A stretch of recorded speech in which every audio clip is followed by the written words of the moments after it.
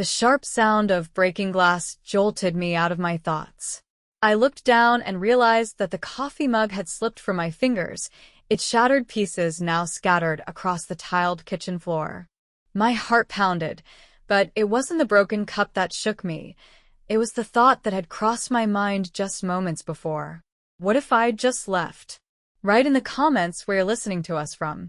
You won't believe what a conversation with a woman who is ready for anything can lead to. The idea had crept into my mind uninvited, sharp and undeniable. Leave the house. Leave Victor. Leave behind this empty life I had been pretending was enough. I crouched down, gathering the shards with trembling hands, their jagged edges biting into my skin. Damn it, I muttered, but I barely felt the pain. The front door creaked open, and for a brief second, a flicker of hope sparked in my chest. Maybe Victor had come home early? That would be unusual for him, but maybe, just maybe, it was a sign that things could change. But then, a familiar voice reached my ears, our neighbor Irene.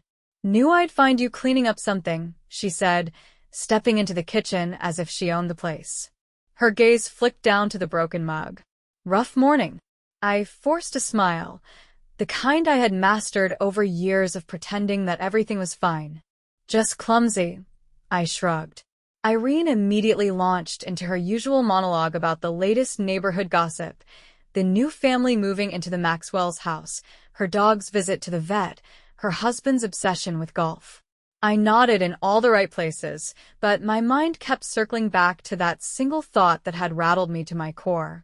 Could I really leave? Before I could process it further, Irene suddenly gasped, her eyes widening as she stared out the window. Oh my God, is that him? I followed her gaze and froze. A moving truck was parked across the street, and in front of it stood a man unloading boxes. Not just any man, a tall, broad-shouldered figure in a white t-shirt and jeans, his dark hair tousled by the wind. He moved with effortless confidence, lifting and shifting boxes with ease. There was something undeniably magnetic about the way he carried himself, as if he belonged wherever he went. Well, hello, new neighbor, Irene whispered conspiratorially, nudging me with her elbow. Now that's a rare sight around here. I rolled my eyes, trying to seem uninterested. But when the stranger suddenly looked up and met my gaze through the window, my breath caught. He smiled, not a wide grin, just a small, polite curve of his lips, but it sent a jolt through me. I ducked behind the curtain, feeling ridiculous. What are you doing? Irene laughed. Nothing, I muttered, my cheeks burning. The rest of the day passed in a blur of chores and routine, but my mind refused to quiet down. I kept replaying that brief moment at the window, the fleeting connection that had felt like a spark in my otherwise dull existence. Later that afternoon, I found myself standing at the edge of my driveway, pretending to admire the hydrangeas. In reality, I was watching the moving truck. He was still there, lifting what appeared to be a heavy bookshelf with ease. Excuse me, his voice suddenly called out, deep and warm. Do you know where the nearest hardware store is? I froze, my heart pounding as though he had asked me to solve an impossible riddle. Yeah, I stammered, pointing vaguely toward the main road. About 10 minutes that way. You can't miss it. He smiled again, this time a little wider. Thanks. I'm Alex, by the way. Just moved in. Anna, I replied, surprised that my voice sounded steadier than I felt. Well, thanks, Anna. If I get lost, I'll know who to blame. He winked before climbing into his truck, leaving me standing there like a complete fool. That evening, as I sat alone at the dinner table, Victor's absence felt heavier than ever. He had called earlier to let me know he would be working late again, and I had hung up before he could hear the crack in my voice. Instead of thinking about him, I found myself thinking about Alex, his easy smile, the way he moved as if he had nothing to hide. It wasn't attraction, not exactly. It was curiosity. Who was he? And why did a complete stranger feel like the most alive thing I had encountered in years? When Victor finally came home, His greeting was as indifferent as ever. A kiss on the cheek, a muttered apology about work, and then silence. He settled onto the couch, his eyes glued to his laptop. I opened my mouth to say something, anything, but the words felt pointless. Instead, I got up, climbed into bed, and stared at the ceiling. The restlessness that had stirred in me that morning hadn't faded. If anything, it had only grown, twisting into something sharper, something that felt dangerously like hope. The front door slammed shut, followed by the heavy thud of a suitcase hitting the floor. I was in the kitchen, my hands submerged in soapy water, scrubbing the dishes from the night before. "Anna?" Victor's voice carried through the house, an unusual energy, lacing his normally monotone speech. I turned, drying my hands with a dishcloth just as he entered the room. Behind him stood a young man, early 20s, with sun-kissed, messy hair, wearing a faded hoodie and carrying a backpack slung lazily over one shoulder. "This is Julian," Victor said, motioning toward him. "My nephew. He'll be staying with us for a while during his summer break." Julian stepped forward, flashing an easy smile as he extended his hand. "Hey, Aunt Anna. Thanks for letting me crash here." His voice was warm, casual, completely at odds with the unexpected weight I felt pressing on my chest. I shook his hand briefly, startled by the confidence in his grip. "Of course," I managed, forcing a smile. "Welcome." The next few minutes were a blur of introductions and small talk about where he would stay and what he needed. Before I knew it, Victor had disappeared into his office, leaving me alone with Julian, who was already rummaging through the fridge like he had lived here forever. "Hungry?" I asked, breaking the silence. He glanced over his shoulder, grinning. "Starving." "Got anything good?" I laughed despite myself, pulling out some leftovers. He plopped onto one of the bar stools, his presence filling the kitchen in a way I hadn't anticipated. Over lunch, we talked about everything and nothing, his college classes, his favorite bands, the long drive down from Seattle. He had an easy way about him, a charm that made conversation effortless. But every now and then, I caught him looking at me, longer than necessary, his gaze lingering as if he were studying me, trying to figure something out. At first, I dismissed it as my imagination. But as the days passed, it became harder to ignore. It was the third day when something shifted. I had just stepped out of the shower, a towel wrapped tightly around me, when I heard a knock at the bathroom door. "Aunt Anna?" Julian's voice came through, hesitant but clear. "Sorry, but the Wi-Fi password isn't working." I froze, clutching the towel tighter around myself. "I'll be right out." By the time I emerged, dressed and composed, he was standing in the hallway, leaning casually against the wall. His eyes flicked over me, just for a second, barely noticeable, but enough to leave an imprint. "It's written on the router," I said, pointing toward the living room. "Oh, right." He scratched the back of his neck, flashing that boyish grin again. "Sorry to bother you." He wasn't bothering me. That was the problem. The next morning, I walked into the kitchen to find Julian standing there, shirtless, sipping coffee and scrolling through his phone. The sight made me stop mid-step.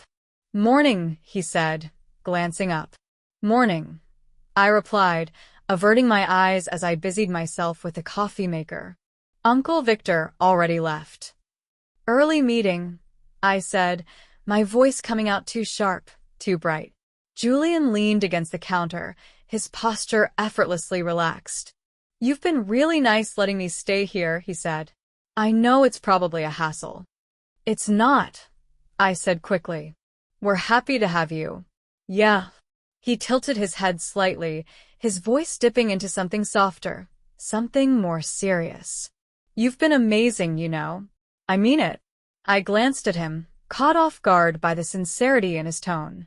For a moment, the air between us thickened, charged with something I couldn't name. I forced a light laugh, breaking the moment. "Well, someone has to keep this house running." Julian chuckled, but when I looked at him again, his gaze was still on me, unwavering. That evening, Victor casually announced that he would be traveling for work next week. The words barely registered. My thoughts were tangled, a knot of unease and confusion. Julian's presence had started to feel too familiar, too comfortable. And the way he looked at me. Later that night, I sat on the couch folding laundry when Julian entered the room, carrying a glass of water. He hesitated in the doorway, as if debating whether or not to say something. "Do you ever," he started, then paused before continuing, "do you ever get tired of all this?" I frowned slightly. "What do you mean?" He gestured vaguely around the room. This. The routine. The quiet. Doesn't it get lonely? The question landed like a punch to the stomach. "Everyone feels lonely sometimes," I said carefully. Julian studied me, his expression unreadable. "I guess. But you deserve more than that." For a moment, the space between us seemed to shrink. I looked away, my heart hammering against my ribs. "I should check on dinner," I said abruptly, standing up. But as I walked out of the room, I felt his gaze follow me. Heavy, unrelenting. "You don't look old enough to have a nephew in college," Julian teased, his tone playful, but something in his voice made my chest tighten.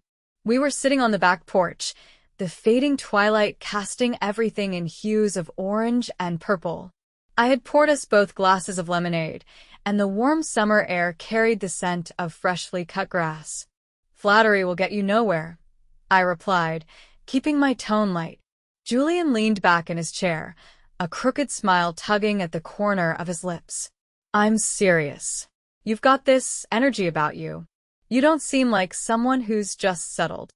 His words hung in the air, heavy with unspoken meaning. I looked away, watching the condensation drip down the side of my glass. "Settled isn't always a bad thing," I said eventually. "Sometimes it just means you've found stability." Julian shrugged, his gaze never leaving me. "Or it means you've stopped fighting for what you really want." My breath hitched, and for the first time, I met his eyes head-on. They were steady, piercing, like he could see straight through me. It had started innocently enough. Over the past few days, we had fallen into a quiet rhythm.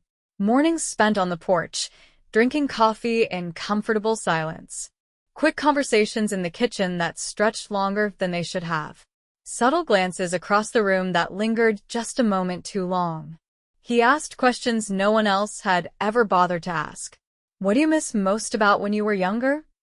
If you could live anywhere in the world, where would it be? Are you happy?" The last question caught me off guard. I had been tidying up the living room, absent-mindedly folding laundry, when he asked it so casually, like he already knew the answer. "I'm content," I replied, avoiding his gaze. "That's not the same thing," he said softly. One afternoon, we sat by the backyard pool, our feet dangling in the water. Victor was out of town, and the silence of the house felt less suffocating with Julian's company. "You know," he mused, swirling his foot in the cool water, "I always thought adults had it all figured out. But now that I'm older, I realize no one really knows what they're doing." I laughed, the sound catching me off guard. "We just get better at pretending." Julian tilted his head slightly, studying me. "You don't pretend very well." The statement was so blunt, so unexpected, that I didn't know how to respond. He smiled, sensing my discomfort. "That's not a bad thing," he added. "It's nice, seeing someone real for a change." That evening, something shifted again. I was in the kitchen, slicing strawberries for a dessert I didn't even feel like eating. Julian leaned against the counter, watching me, his presence steady, familiar. "Why do you stay?" he asked suddenly. The knife paused mid-slice. "What do you mean?" "With him," Julian clarified, his voice quiet. "Why do you stay if it doesn't make you happy?" My grip on the counter tightened. "That's not something I should be discussing with you." "Why not?" he pressed, stepping closer. "Because," I said, my voice trembling, You're my husband's nephew, and this is what?" His voice was low, steady. Complicated, I whispered, still refusing to meet his gaze. Julian exhaled, his frustration evident. Maybe complicated is just another word for scared. The words hit harder than I expected. I turned to face him, my chest tightening. You don't know what you're talking about, I said, sharper than I intended. Don't I? He asked, his eyes searching mine. For a long moment, the air between us was too thick to breathe. And then, as if realizing the weight of what he had just said, Julian took a step back, running a hand through his hair. I'm sorry, he muttered, his voice softer now. I didn't mean to push. I nodded, unable to speak. My pulse was racing, my thoughts tangled in a web of guilt, fear, and something else I couldn't name. That night, I lay in bed staring at the ceiling, replaying our conversation over and over. His words had struck a nerve I hadn't even known was raw. Why do you stay? Was it for stability? For comfort?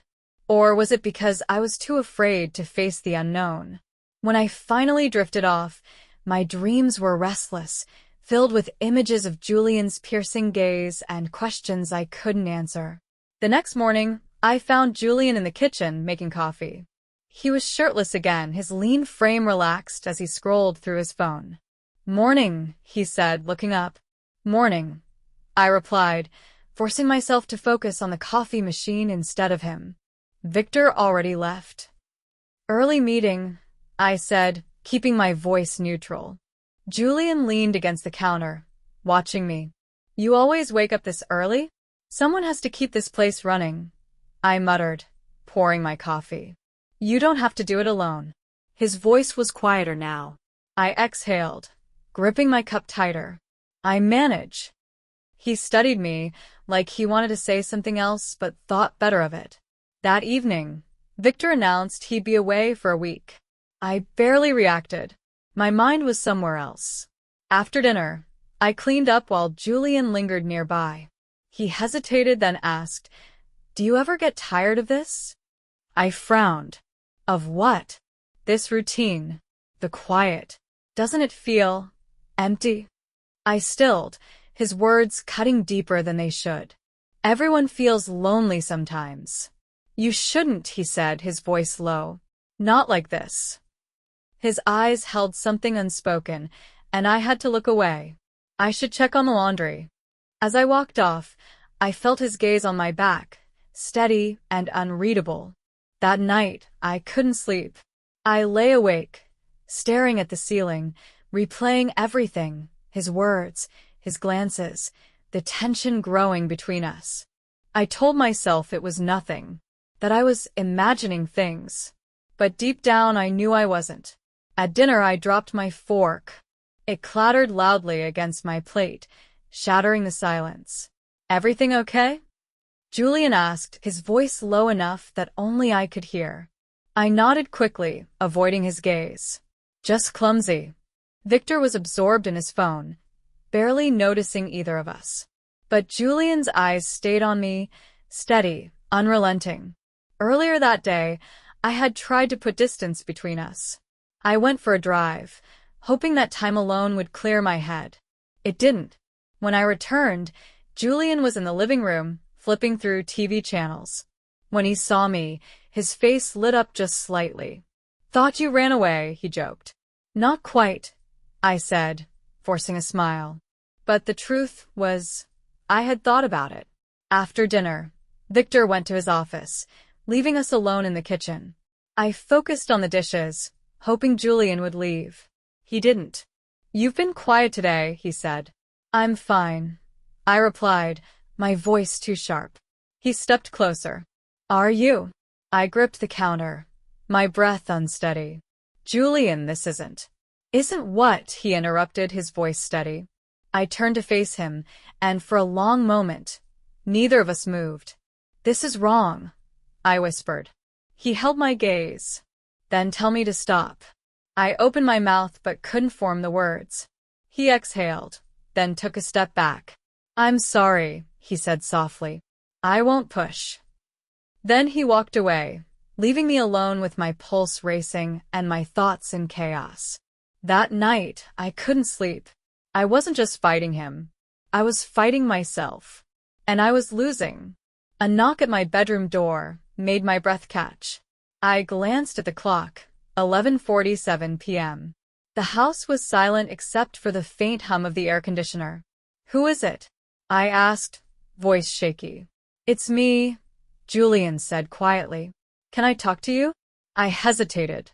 Every instinct told me to tell him to leave. But I stood and opened the door anyway. He was in a t-shirt and sweatpants, his hair messy like he had been lying awake for hours. "What's wrong?" I asked, keeping my voice even. I couldn't sleep," he admitted. "Can I come in?" I hesitated, glancing down the hallway to make sure Victor's door was still closed. Then, against my better judgment, I stepped aside. Julian sat on the armchair near the window. I perched on the edge of the bed, keeping distance between us. "I've been thinking," he started. "That's dangerous," I joked weakly. He didn't laugh. "About what I said earlier.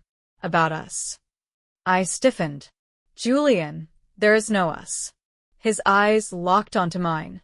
"You don't believe that any more than I do." Silence stretched between us.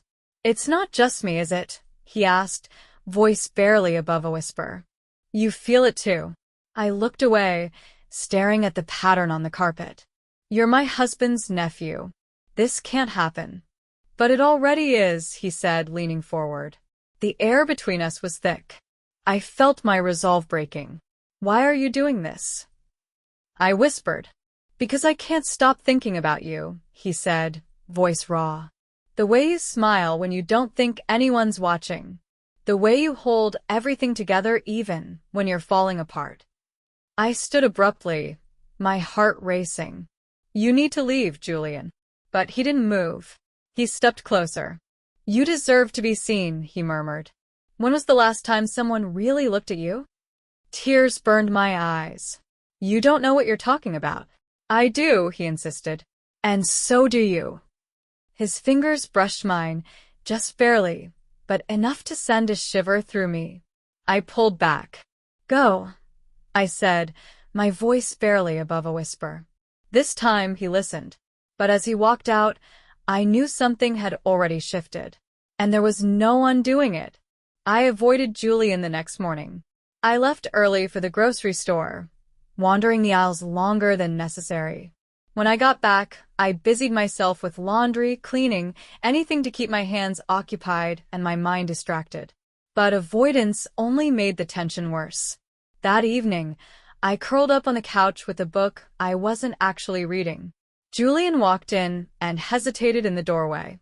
Then, as if making a decision, he sat at the other end of the couch. "You've been avoiding me," he said. "I've been busy," I replied without looking up. "Anna."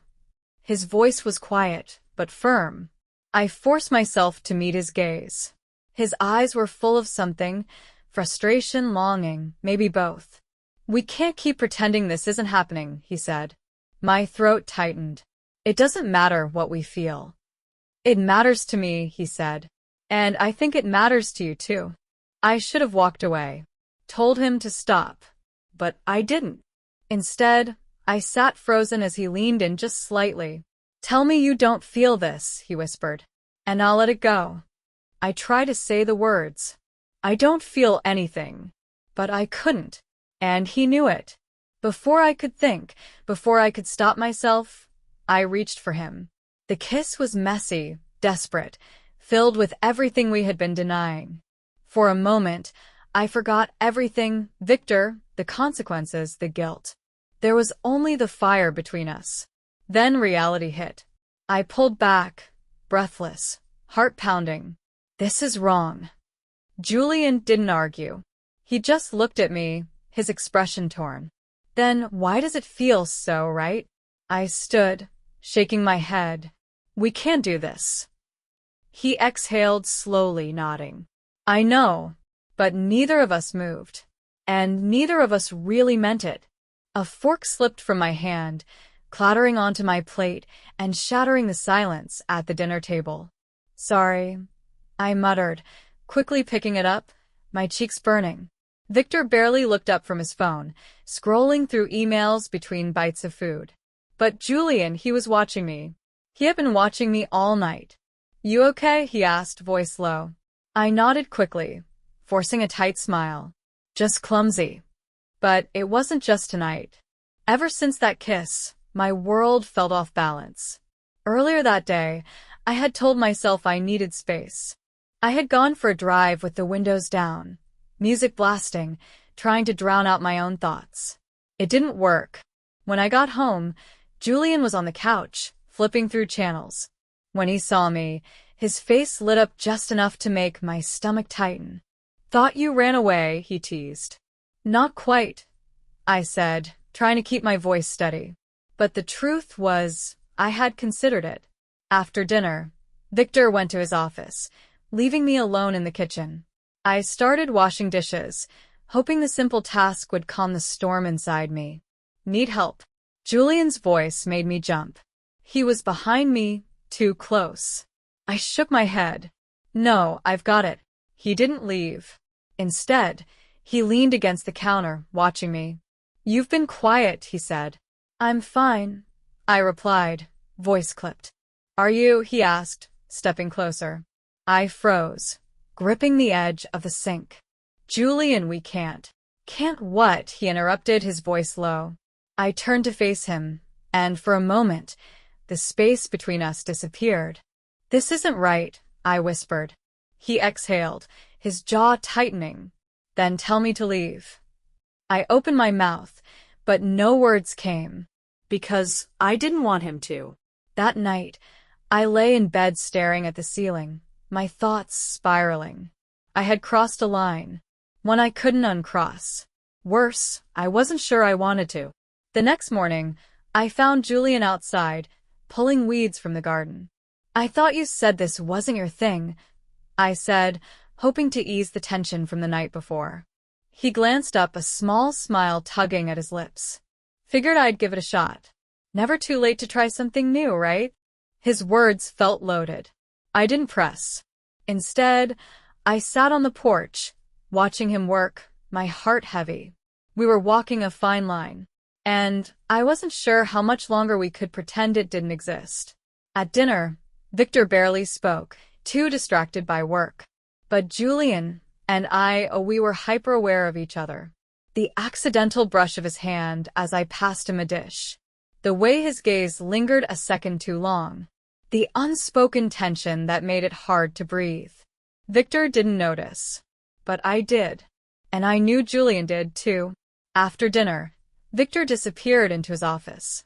I stayed in the kitchen, washing dishes, trying to clear my head. I felt Julian before I saw him. "You're avoiding me again," he said. I sighed, keeping my focus on the sink. "Julian, we can't do this." He stepped closer. "Do what?" I turned, heart pounding. "This." "Whatever this is." His gaze locked onto mine. "You really think it's nothing?" I hesitated. "That's what I thought," he murmured. And then, before I could stop him, he kissed me. This time, I didn't pull away. The moment Julian's lips touched mine, the world tilted. I didn't think. Didn't hesitate. I kissed him back. It was desperate, reckless. Everything I had been trying to ignore. For the first time in years, I felt alive. Then reality came crashing down. I pulled away, breathless. "This is a mistake." Julian's eyes darkened. "Then why did you let it happen?" I had no answer. He exhaled, stepping back. "You can lie to yourself, Anna." But not to me. The sound of Victor's office door opening sent a jolt of panic through me. Julian and I stood frozen as Victor walked into the kitchen, setting his briefcase down. "You okay?" he asked, looking at me with mild concern. I forced a smile. "Yeah. Just tired." Victor nodded, already distracted. "I have an early meeting tomorrow. Don't wait up." And just like that, he was gone again. But Julian was still there, watching me, waiting. That night, I sat on the edge of my bed, my mind racing. I had two choices. Pretend nothing happened. Go back to the life I knew. Or finally admit the truth. That I wanted more. That I wanted him. I didn't know what came next. But I knew one thing for certain. Nothing would ever be the same again. I sat on the edge of my bed, my breath unsteady, my thoughts a tangled mess. I had two choices. Walk away. Pretend this never happened. Or take the step I had been too afraid to take. A soft knock on my door made my heart stop. I didn't move. Didn't breathe. Then, Anna, Julian's voice, barely a whisper. I turned the doorknob. The door creaked open. He stood there in the dim hallway, his expression unreadable. For a long moment, neither of us spoke. Then he stepped inside. And I didn't stop him.